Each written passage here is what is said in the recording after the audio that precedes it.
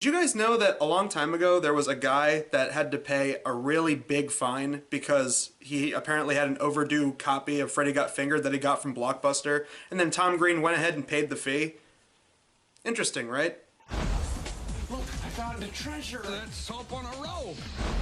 Are you imbecile? Oh no, the treasure! It went into that underwater cave! He thinks different. You want to just barge into a restaurant and expect someone to give you a TV show?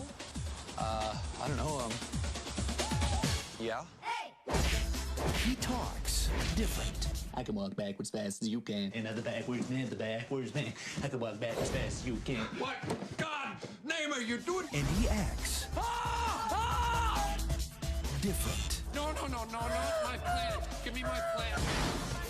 Freddy Got Fingered. Going into this movie, I knew very little about Tom Green. I knew that he was married to Drew Barrymore for a while. He was in Road Trip in 2000, and he had a bunch of cameos and a bunch of other little things, one of which was one of those Charlie's Angels movies. I didn't really know about anything before that. I didn't know he had a TV show. I didn't know he had a music career. I didn't know any of that, so I did a little bit of research, and from what I gather, he was pretty much like if you mixed Jackass and a lot of Adult Swim style anti-comedy like Tim and Eric Andre. It was one of those things that was very appealing to like edgy underground kids in the mid to late 90s, and just like a lot of other things that eventually got popular, I mean very similar to Jackass, the studios came a knocking and said, hey, you know what?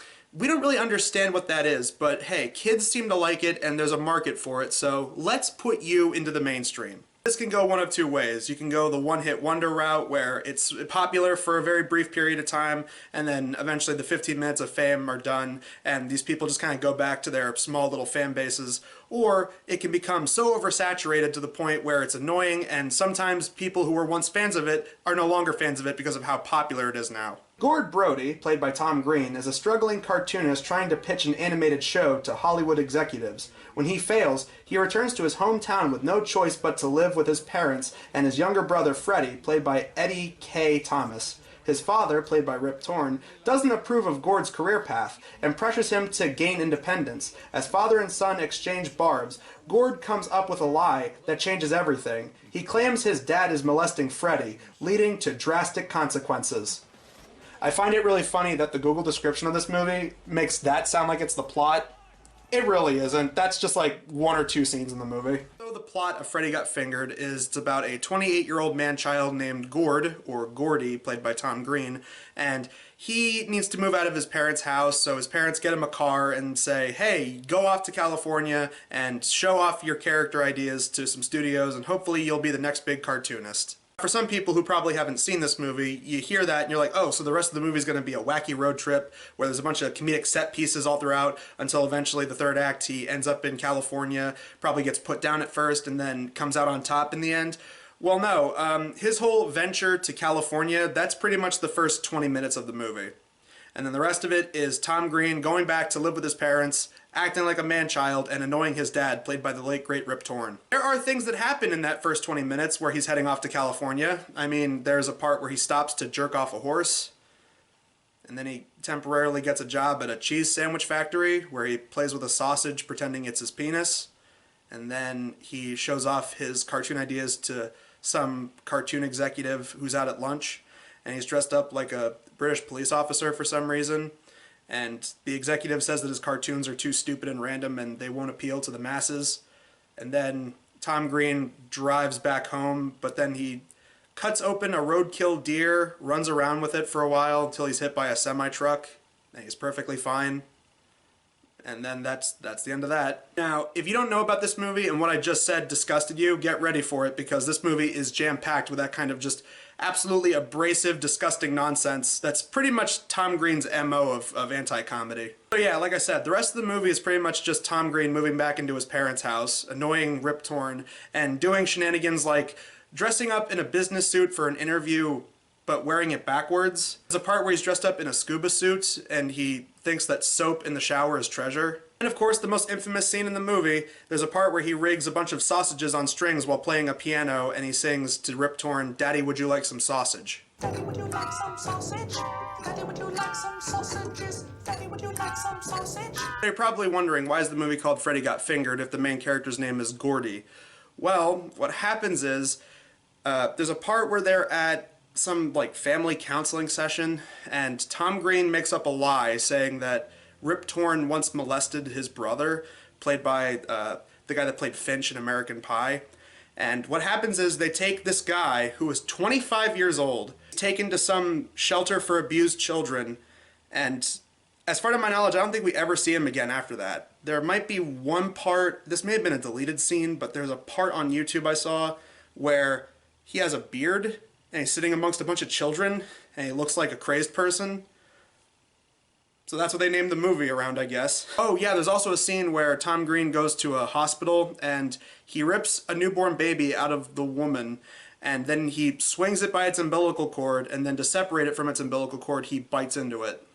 There's also a subplot about a love interest, and she's this woman in a wheelchair, and her dream is to create a rocket-powered wheelchair, and she's played by the blonde woman from Super Troopers, and basically her whole thing is that she just solely exists to try and suck off Tom Green. I don't care about Jules. I just wanna suck your cock. I can't tell if the actress is trying to put her all into the scene, and that's why she's acting all emotional, or if that was just secondhand embarrassment from having to read that line out loud. Speaking of the cartoony cells, here's a clip of it, and it's pretty much just his family as half human, half zebras, and it's called Zebras in America. You hear the funny sound? You hear the funny sound? It's my hooves! It's my hooves! Zebra in America! Not gonna lie, I could totally see that as an Adult Swim show right now. So near the end of the movie, his mom ends up leaving his dad for Shaq in what makes Kazam look like a good career move, and he ends up getting a bunch of construction guys to take part of the house that they live in, with his dad tranquilized inside of it, to Pakistan, because there was a throwaway line earlier in the movie where Rip Torn says that if Tom Green was born in Pakistan, he would have been sewing soccer balls by age 4. Now that they're in Pakistan, we then get, I guess, a callback to the jerking off animals thing, because Tom Green jacks off an elephant and it busts a fat nut all over Rip Torn. First the elephant's humping in Love Guru, and now this. I'm starting to think that there should be like a law against using elephants in comedies. But then they ultimately have a big heart-to-heart where they finally appreciate each other. They go back to America. I'm okay, Daddy! Didn't really do well at the box office, although Tom Green says that there were people that snuck in to see it. The critics didn't really like it, and it seems over time it's slowly developed more of a cult following at this point for people who really like Tom Green and his style of humor. Is this one of the worst movies ever made? Yes. But I want to point this out.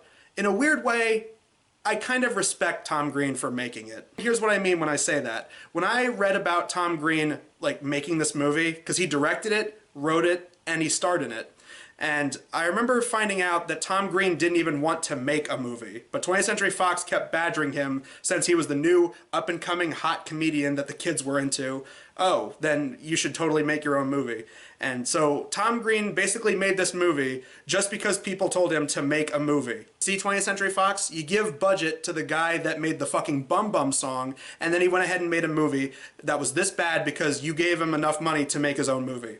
This is all your fault, 20th Century Fox. So knowing that Tom Green basically made this movie just because people told him to make a movie, and basically it's just one big fuck you to the studio system that gave him that money, and a fuck you to the audience, in a way, it kind of borders on being this Andy Kaufman level troll on everyone involved. Here's another thing, right? Tom Green clearly made this movie modeled after the success of a bunch of these kind of like man-child comedies that got really popular before as well as after this movie. When you really look at the structure, it's no dissimilar to movies with like Will Ferrell or Adam Sandler or any of those like SNL people in the limelight. It's no different than any of those. Except the main difference is most of those movies are usually like PG-13, so that way like anybody, like the families could go and see it. This movie was rated R and was extremely graphic and violent because that's Tom Green's style of anti-comedy. After watching this movie with that knowledge in mind, it kind of feels like this movie was poking fun at certain tropes you see in those movies. You know, you got the one character who exists for slapstick, except here they make it a little kid who is beaten very, very unpleasantly and realistically to where they show very graphic scenes of a child in pain.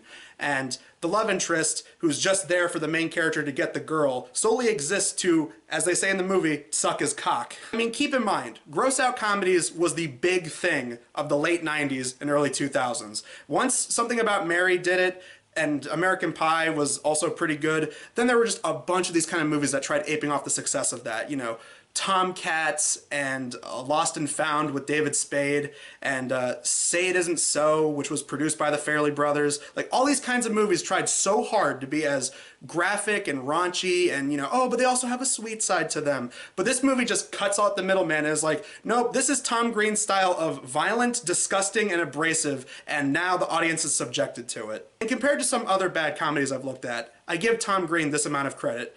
He actually showed up to the Razzies with his own red carpet to accept 5 Razzies that he was nominated. And you know what? Compared to the way that some comedians get so upset that their movies aren't very good, like Nick Swartzen after Bucky Larson came out, and especially Jamie Kennedy after Son of the Mask came out, considering the way that they acted versus the way that Tom Green and also Halle Berry after Catwoman, I give those people a lot more credit because they were willing to accept the fact that they were in a bad movie and they ran with it. Good for them. Meanwhile, Jamie Kennedy went on to make an entire documentary bitter about the fact that he was in a piece of shit movie and that people made fun of him for it. So at the end of the day, don't be a virgin Jamie Kennedy. Be a Chad Tom Green. I can't even say that with a straight face. But yeah, final thoughts. Freddy Got Fingered, it's a bad movie. It's not very funny. It's very annoying in a lot of spots, random, just inappropriate and graphic just for the sake of it. But with that knowledge that Tom Green just made the movie just because the studios kept badgering him to make a movie, and also the fact that he was comfortable accepting all the Razzies, I give him an insane amount of credit. He accepted the fact that he made a movie that, of course, a lot of mainstream audiences weren't going to like. So guys, that concludes this month's Blockbusters episodes. We have 2 reviews coming next month, and you'll get to see what they are coming up. Eventually, we'll get back to doing like 3 episodes a month, but for now, we're just going to try and keep it simple and just do 2 episodes. But yeah, until then, guys, I'm Adam Sykes of The Blockbuster Show, and we will see you guys in the next video. I want to try the horsey.